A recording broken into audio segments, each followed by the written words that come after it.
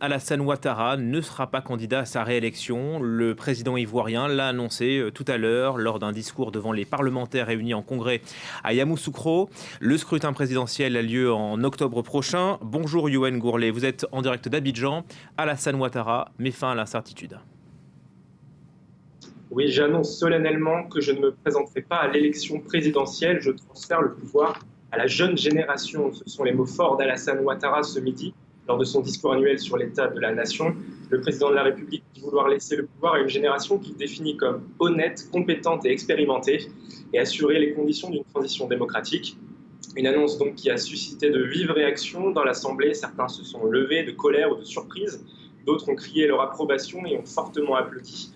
Pour beaucoup, la surprise était de taille.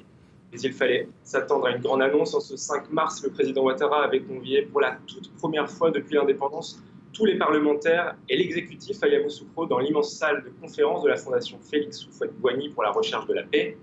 Avant cette annonce, le président a vanté le bilan de ses 2 mandats.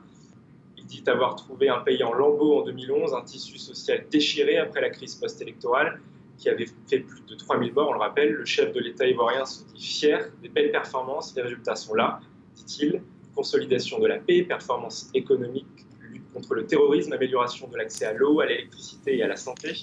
Je n'ai certainement pas tout réussi, j'ai donné le meilleur de moi-même, a-t-il ensuite déclaré en forme d'introduction à son retrait à la présidentielle d'octobre. Voilà, la campagne va donc être lancée là-bas, Yoann, et la situation politique s'éclaircit du coup. Oui, cela change tout. Le parti présidentiel devra donc se trouver un candidat pour porter le bilan des 9 dernières années. Pour l'instant, on parle surtout ici d'Amadou Bon Coulibaly, le jeune et discret Premier ministre. En face, Guillaume Soro est le seul candidat sérieux à s'être présenté.